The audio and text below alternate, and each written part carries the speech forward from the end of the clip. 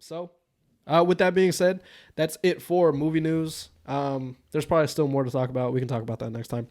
But I feel like this is a good segue. Let's talk about Asteroid City. I know Hauder watched Asteroid City earlier today with Cybeth and Andrew. What did you think of Asteroid City? All right, just going to say a few things because we do have two a little longer reviews to talk about.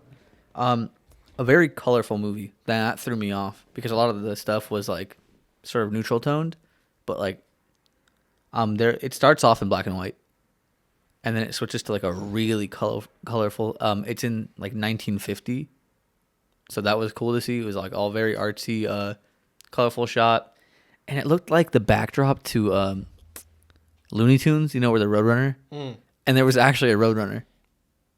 Like it was a little Roadrunner just running across the street the whole time. Really? Yeah, and it looked like the backdrop to that.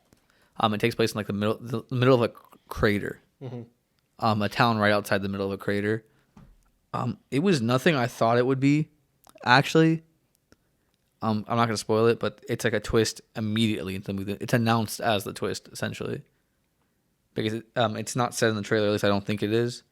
I feel like the trailers mostly showcased like the style of the movie, and that's it. Like I got no story from it, you know. That being said, that's the thing good. is it was like two stories mixed in. Okay. So that's the part that was cool. This is definitely like Wes Anderson though. Yeah. Just like all the way through. Obviously, you know, he directed the movie, but like everything about it was like, oh yeah, he did this. Yeah. He even includes a little bit of animation in the movie. So that was cool. But the cast, all the really big stars in the movie had like pretty minimal parts, minus like Scarlett Johansson. Jason Schwartzman, Scarlett Johansson, Tom Hanks, Jeffrey Wright, Tilda Swinton, Bryan Cranston, Ed Norton, Adrian Brody, Liev Schreiber, Hope Davis, Steve Park, Rupert Friend, let's see, Maya Hawke, Steve Carell, Matt Dillon, Willem Dafoe, Hong Chow, Margot Robbie, Tony Revolori, Jake Ryan, and Jeff Goldblum are all starring. But it's a huge ensemble cast, and I really want to watch this, man. Yeah. Yeah. I think you should. Yeah, it was just a really like well-directed movie. The pacing of the movie was really good. It was only an hour and 40 minutes, so it wasn't that long. He does this a lot.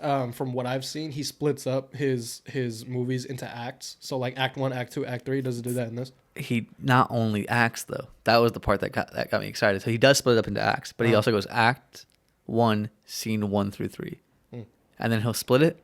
He even put an intermission in the movie. Wow. How long was the intermission though? Like 30 seconds, but okay. He said it Like on like the playbill. It said like 30 minutes. That's pretty cool, actually. You'll never get like the end of the movie. If you're not like into like film or like plays and stuff, the end of the movie's confusing, and it was a really really smart way to end a movie. Okay. That's pretty much it. I'd give this like a 9 out of 10. Wow. Okay. Yeah, so definitely one of the better movies of the year. What do you think was keeping it from 10 out of 10?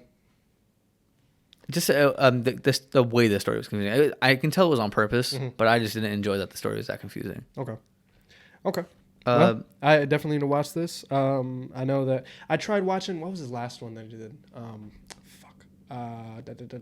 Wasn't his last one Grand Budapest? No, he did another one that released during COVID. French Dispatch. Yeah. Yeah. So that came out, and we actually left the theater, not because the movie was bad or anything, but because we just wanted to do something else.